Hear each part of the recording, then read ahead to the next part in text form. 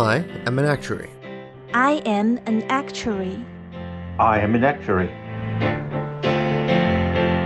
Hi, I'm Martin Mulcare and I'm playing guest host for a mini-series of We Are Actuaries. In the theme of leadership, I'm going to interview a number of past presidents of the Australian actuarial profession to find out what are the leadership skills required to lead a profession. This should be fascinating.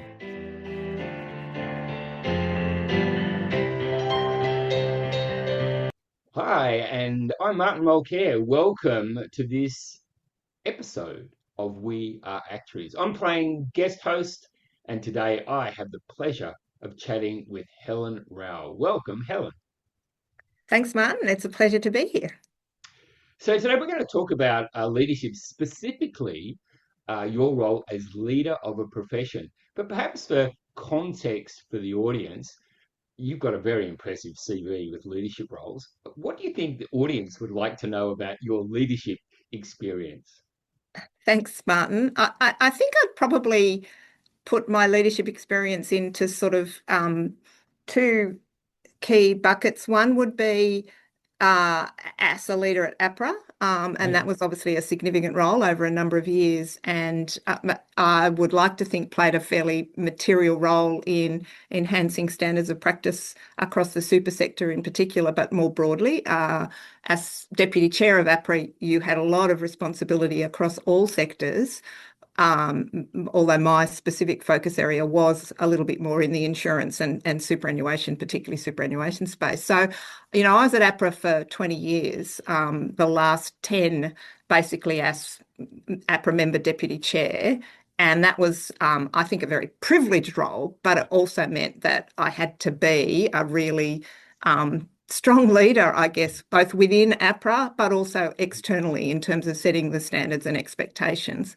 I think the other important leadership roles I've had have actually been international roles. And so throughout my career, I was very active in the International Actuarial Association, the International Association of Insurance Supervisors, and the International Organisation of Pension Supervisors. And that was really there contributing to leadership in the international regulatory and actuarial fields and demonstrating where in many respects Australia was ahead and leading in its practices and its standards in many of those sectors. And so that was, again, a pretty interesting and important leadership role. Sure. And you mentioned international, one fascinating dimension of leadership, but also for our international audience, Helen mentioned APRA. If you're not familiar with that, Australian Prudential Regulatory Authority, deputy chair, like that is a seriously big deal. So let's go back in time. What was your business role at the time that you were first elected to council on the Australian Actuaries Institute? So at the time I was elected to council, I was actually working at Towers Perrin, which was an actuarial employee benefits consulting firm. And so I was a consultant and then a partner in Towers Perrin, basically providing advice to clients around particularly issues related to employee benefits. But then when I was actually stepping into the president role in early 2002, that was when I moved to APRA. And so I'd moved out of employee benefits consulting into a technical specialist role at APRA, actually leading a team that was responsible for the implementation and interpretation of all of APRA's prudential standards. And that was at the time that the major post-HIH general insurance reforms were occurring. So it was pretty interesting. It was pretty new territory for me. And as I said, I was also taking on the president role. So 2002 was a pretty busy year. So that's important again for the audience that at a time you're taking on the role of president, you've got a seriously demanding role. So what motivated you to take on the role of president of the Actuaries Institute? So I'd been pretty active in the Actuaries Institute over a number of years. I had contributed in education, in policy on the Superannuation Practice Committee and in a number of other areas. And I just felt that by being on council, I could sort of take my contribution to the next level. I have always been, and my choices throughout my career have always been very purpose and values driven. And a big part of me moving to APRA was actually to have more impact on improving standards of practice across the financial services sector and improving outcomes for Australians. And I guess being on council and being ultimately president of the Actuaries Institute kind of went hand in hand with that in terms of really just how can I have some influence and exercise some leadership to really improve the way the sector operates and the way the profession operates and delivers good outcomes. So it was all about that influence and impact really and aligned with my purpose and values. Okay. Yeah, that sense of purpose comes through even with you recounting it now. Yeah. So besides purpose, then, what leadership skills do you recall being required in your presidential year?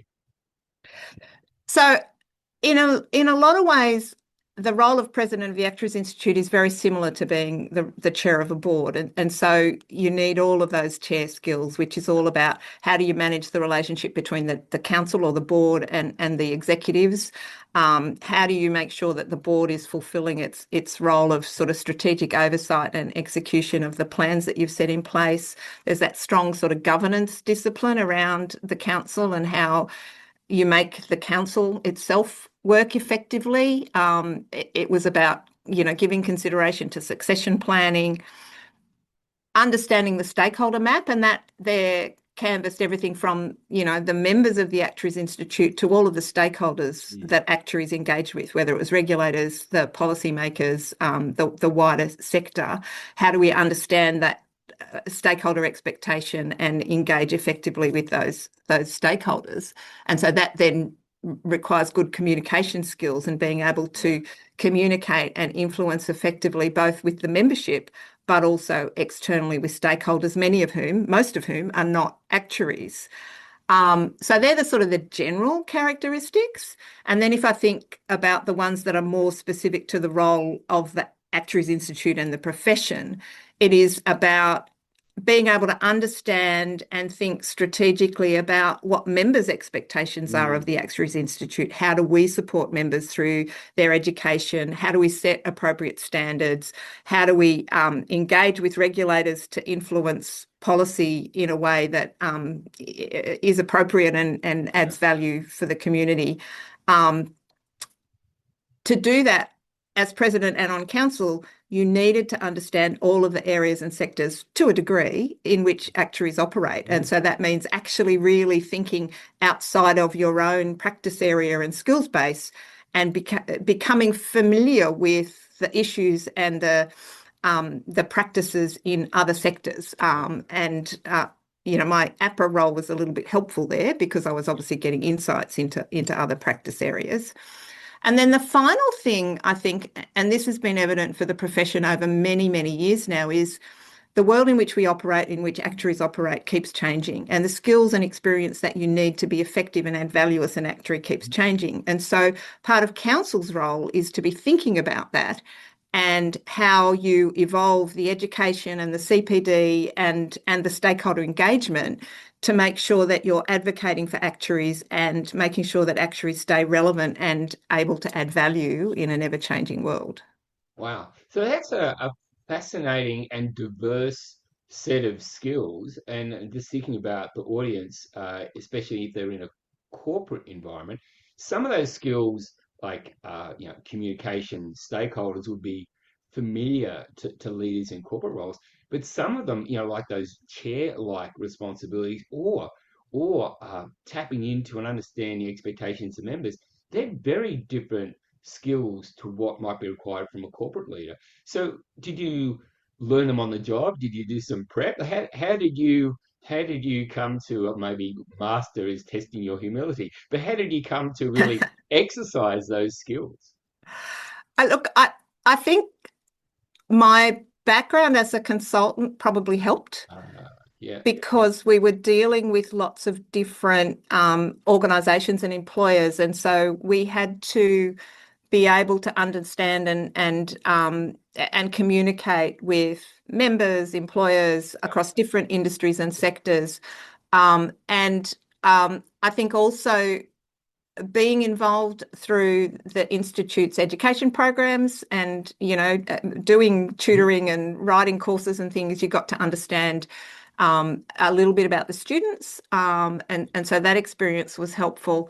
And then I think the stakeholder engagement, again, by being involved through the Institute on its practice committee and engaging with politicians and other stakeholders around policy issues, regulation, etc., meant that I had that diverse background of needing to be able to communicate and engage with and understand perspectives from a wide range of stakeholders, which I think helped me then continue that and carry that into the role on council and as president.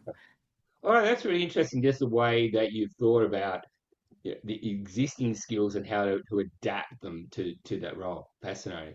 So, yeah, I mean, it's one of the things, Martin, just to digress a little bit here, that, please. I try and give people advice, when people say about sort of career changes and what have you, it's really important to think about the skills and experience that you have, not the job that you've done. Yeah. And how you can apply those skills and experience in different ways, in different roles, because that's the key. Yeah, nice hint for the audience. So let me just pick up a couple of particular skills that you've highlighted. So one you talked about being really conscious of the evolution of the profession, the evolution of actuaries. So you've got to look forward, don't you, as president? So tell me about this, what I'll call, this vision thing and the importance of vision for leaders generally, but specifically leading a profession. Yeah, look, I think it's critical. I mean, a vision and being able to communicate that vision and galvanize people behind that vision is important in any organization. But I think as a profession, where you want actuaries to be able to continue to add value in organizations and to society more broadly, you need to keep thinking about how that society and organizations are evolving and the ways in which the actuarial skill set can be used to kind of help with that. And, at their core, actuaries are effective at solving really complex problems, multi-dimensional, multi-stakeholder problems, and doing that robustly, but they also need to be able to then communicate that. And so as the financial sector has evolved over the years, as the areas in which actuaries can and perhaps could add value continues to change,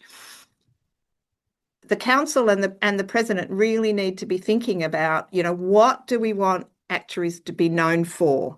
How do we want them to be viewed? And how do we then position the education program, the CPD, the engagement around that in a way that really sort of pushes that. So that means being very clear. And you can see that in some of the messaging and the sort of taglines that the Institute now uses and the way we promote the profession, which is all about thinking forward and really being clear about that vision and that message that actuaries are relevant in the world today and will continue to be in the world tomorrow and in the future, and find different ways to be able to communicate that.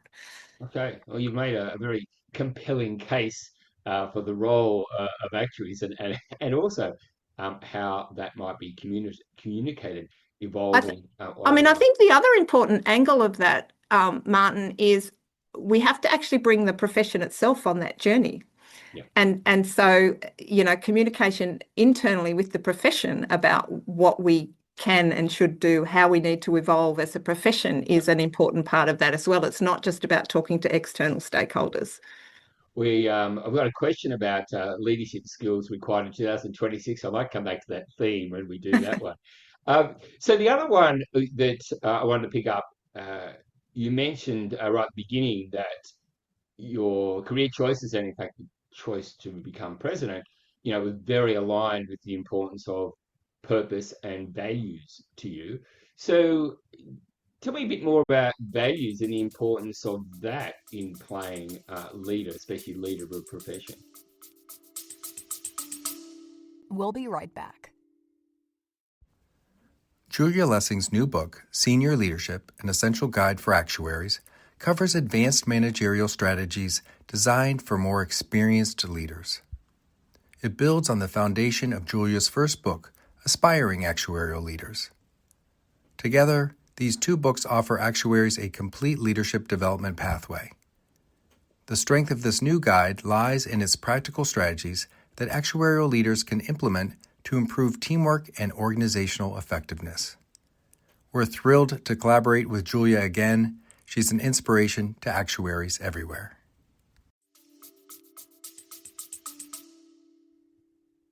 So I think authenticity and being true to yourself is absolutely essential to be an effective leader.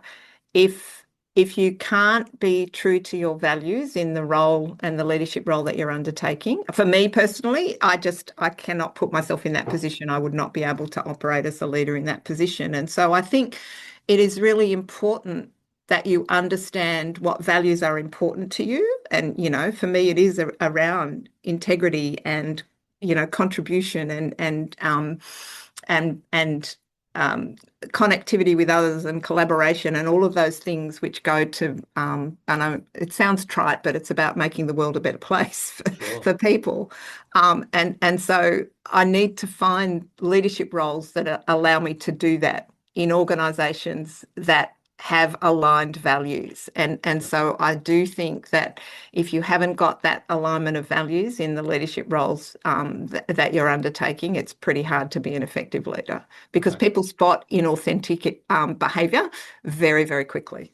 Yeah, so some key lessons there around authenticity, but also alignment. I also like the way you directly linked your values to that sense of purpose as well.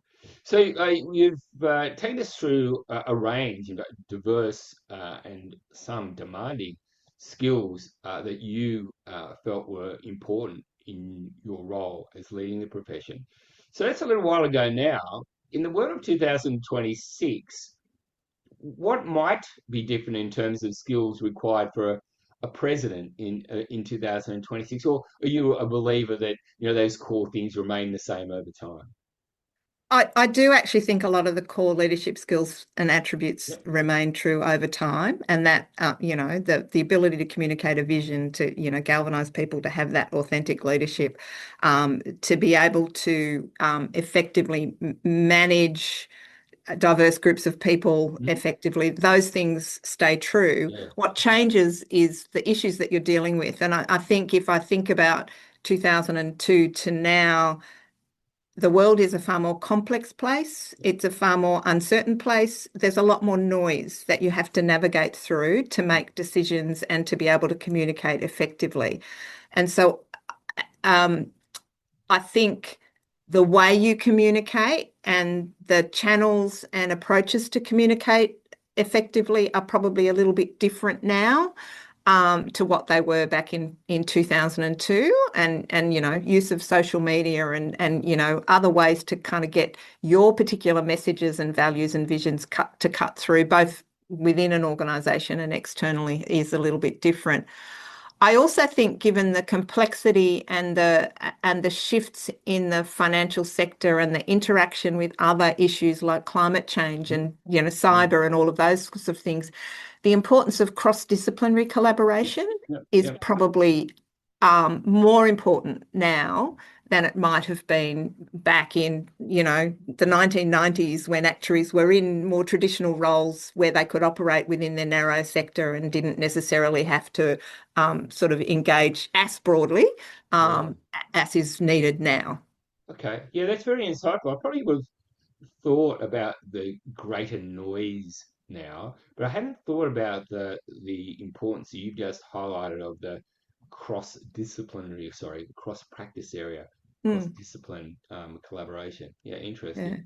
So let's go back to your presidential year. I'm just interested, with the passage of time, what was surprising, in delivering that role? What was different to what you expected?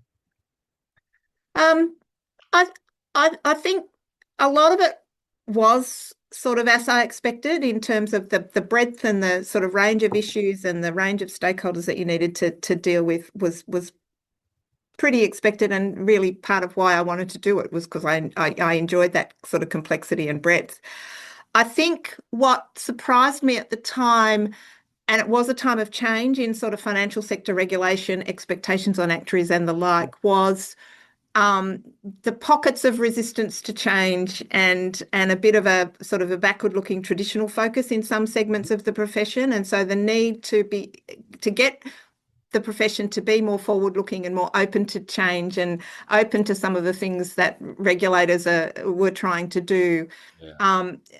It it was quite an effort at times for the institute, whilst it was, engaging on policy with regulators or, doing its professional standards, to sort of get that alignment across the industry as to why there was a need for change and the benefits of that change and perhaps doing things differently. Yep.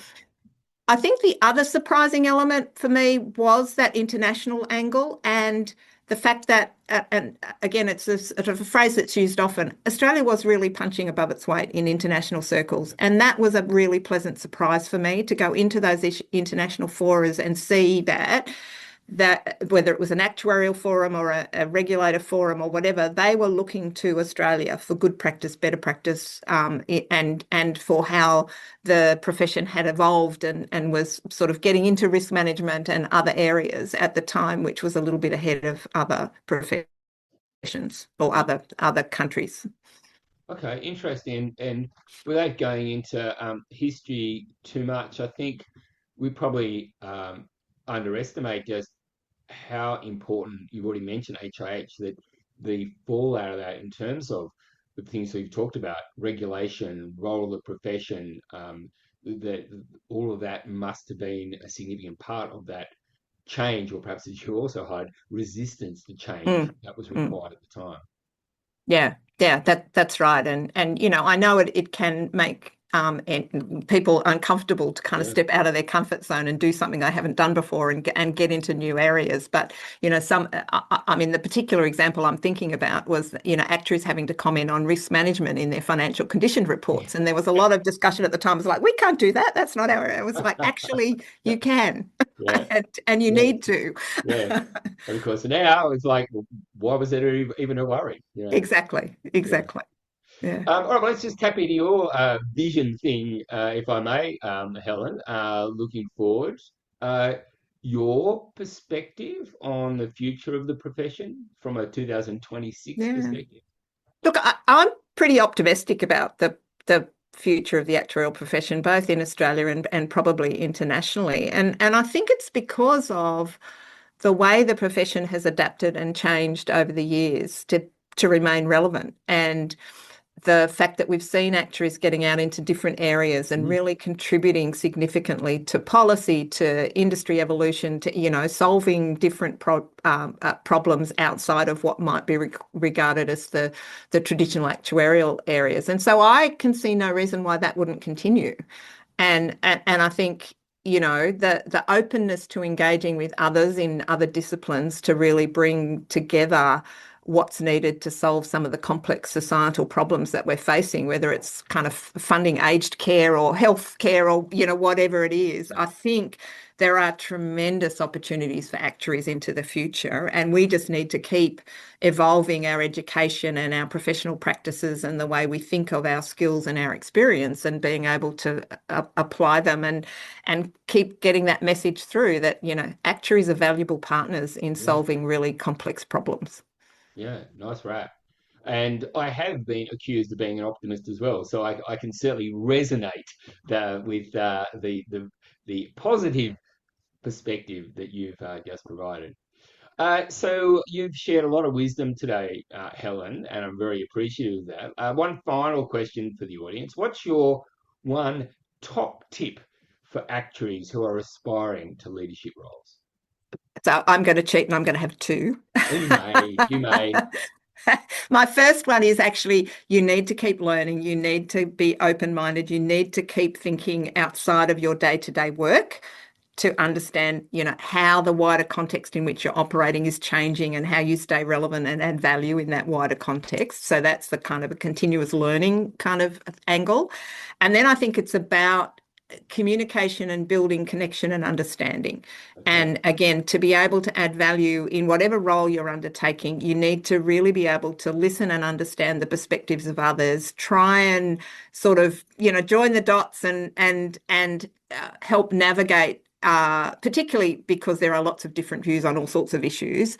A key leadership skill is being able to sort of listen and understand those different views and then kind of build consensus and shared understanding so that you can actually find a way forward to solve whatever problem it is that you're dealing with. Okay. All right, and because you've given me two now, I have to delve a little. Which of those do you think is the most challenging to learn and apply? It probably varies for different people. I think, some people are naturally more open-minded and curious than others. And so it might take a little bit more of a push for some people to sort of, or they might say they're too busy, so they struggle to find the time to sort of build that wider context and understanding. And similarly, communication varies across the board too. And I mean, I'm actually a natural introvert. And so, I have to go out of my comfort zone almost every day to do that communication and engagement piece. And so some people will find that very hard to do. But you can do it if you're committed to it. Okay, and that's probably the line, isn't it?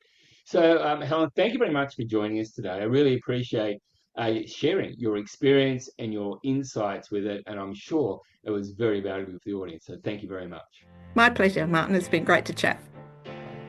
So there you have it, real life stories and practical tips from a leader using their actuarial superpowers to make a difference in the world. If you enjoyed this episode, feel free to get in touch, subscribe, leave us a review, and share it with your network. You'll find details from today's interview in the show notes below and on our website www.guardianactuarial.com.au. Until next time. It's exciting to see Julia releasing 2 books in 2025. Her latest title, Senior Leadership, An Essential Guide for Actuaries, is designed for seasoned leaders who are further along in their careers. It builds on the foundation of her first book, Aspiring Actuarial Leaders, The Modern Manager's Toolkit, which supports new and emerging managers. Together, these 2 books now offer actuaries a complete leadership development pathway. As with Julia's first book, the strength of this new guide lies in its practical strategies, tools actuaries can apply to their work right away. It helps leaders feel more confident, grounded, and better prepared for the challenges they face. What sets Julia's approach and this book apart is how they weave together stories and experiences from a wide range of actuarial professionals. Senior Leadership, An Essential Guide for Actuaries, equips leaders with tools to foster workplaces where teams can perform at their highest potential.